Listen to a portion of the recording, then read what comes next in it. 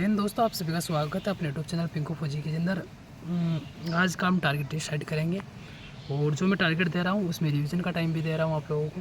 तो टारगेट मेरे साथ कंप्लीट कीजिए। पेपर की महामारी है, कंपटीशन बहुत ज़्यादा है, तो टारगेट आप अच्छे से पूरा कीजिए तभी आपका पेपर पास होगा। ये टारगेट करने वाले भी बहुत सारे बंदे हैं कि वो एक तो पढ़ रहे हैं, ऊपर से पढ़ लिया और उतना सा करके छोड़ दिया। एक बंदा है कि मैंने बताया कि टारगेट पूरा किया, आज का टॉपिक पूरा हुआ, टॉपिक होते हुए उसका मॉक टेस्ट लगा रहा है, फिर उसको बीच में रिवीजन कर रहा है, कभी मौका देख के टाइम निकाल के रिवाइज कर रहा है, तो वो बंदा सिलेक्शन निकालेगा। ऐसे नहीं है कि जो आपने पढ़ लिया फिर एक टॉपिक को पढ़ा और उसको 3 महीने बाद पढ़ रहे हो तो आप लोगों को सिलेक्शन नहीं होगा। ऐसे नहीं होगा। कम से कम 7-8 दिन में 10 दिन में टॉपिक का रिवाइज भी ज़रूरी है। रिवीजन नहीं होगा तो सिलेक्शन नहीं होगा, कन्फर्म नहीं होगा। उस बीच में थोड़ा बहुत पढ़ते हैं ना, उनको पढ़ाई छोड़ देना चाहिए कि उनका सिलेक्शन होने का चांस ही नहीं है। कंपटीशन बहुत ज़्यादा है, तो तैयारी करो, ठोक के करो या नहीं करो, मज़े करो, पैसे कमाओ।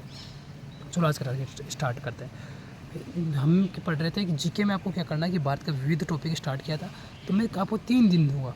डे 1 दूंगा, ज्योग्राफी कंप्लीट कर लिए, आप जितना पढ़ा है उसका एक बार वापस रिवाइज करना है। तो डे 1 के अंदर कम से कम 5-10 टॉपिक आप पढ़ लेना, डे 2 में आगे वाले 5-10 पढ़ लेना और डे 3 के अंदर अगले वाले 5-10 दिन पढ़ लेना।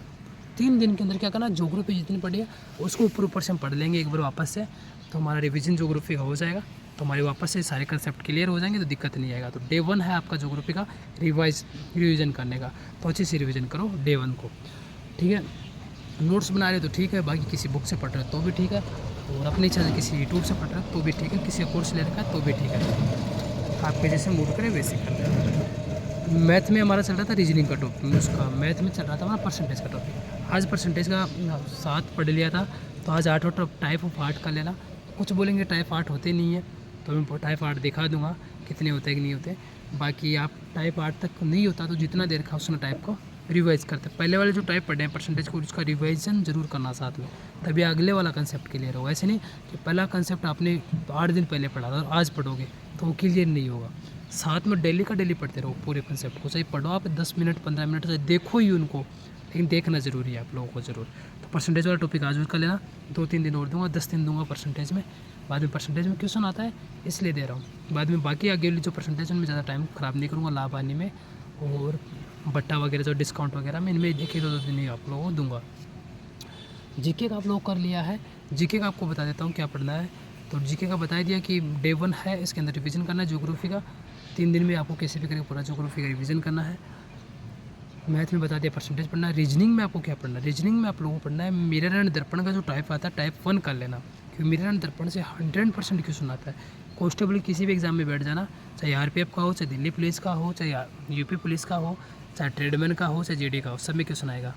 तो मिरर दर्पण से अल्फ़ाबेट का मिरर टाइप से क्वेश्चन दे देगा, तो वो टाइप 1 कर लेना। 2-3 दिन दूंगा आपको, 2 दिन में आपको टाइप कर लेना, तीसरे दिन आपके सारे क्वेश्चन लगा लेना इनके। जिस दिन आप एक टाइप पढ़ते हो उस टाइप के कम से कम 10-15 क्वेश्चन जरूर लगाया करो, ताकि वो टाइप आपका क्लियर हो जाए, ठीक है।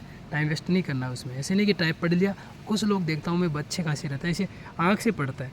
रीजनिंग और मैथ को कभी आँख से नहीं पढ़ना है, उनको पेन और कॉपी साथ में लेके चलना है। हो सके तो जीके में भी पेन कॉपी साथ में लेना है, तो लिखते रहो तो याद ज़्यादा होता है, तो लिख के पढ़ने से ज़्यादा याद रहेगा आप लोगों को। चलो बता दिया सब में। हिंदी में आपको नहीं करता, सब कंप्लीट पढ़ लिया, जितना था सारा पढ़ लिया। आज नया टॉपिक स्टार्ट कर देते हैं, शब्द शुद्धि। शब्द शुद्धि से क्वेश्चन आएगा 100% है, 1 या 2 क्वेश्चन पूछेगा कि ये शब्द सही है या गलत है, या फिर क्वेश्चन कैसे पूछता है, एग्जामिनर पूछता है, ट्रेडमैन में, जीडी में और दिल्ली पुलिस में सभी में पूछता है शब्द शुद्धि का, कि 3-4 क्वेश्चन दे देगा, इनमें से निम्न में से शब्द कौन सा शब्द शुद्ध है, ऐसा पूछ लेगा। 3 गलत होंगे, 1 शुद्ध होगा, वो छांटना हो सकता है, या फिर एक ही शब्द के 3-4 प्रकार से लिख देगा, उसमें से सही पूछ लेगा। या फिर आपको क्या कर देगा कि अलग अलग शब्द दे देगा और उसमें से पूछ लेगा इनमें से सही कौन सा है।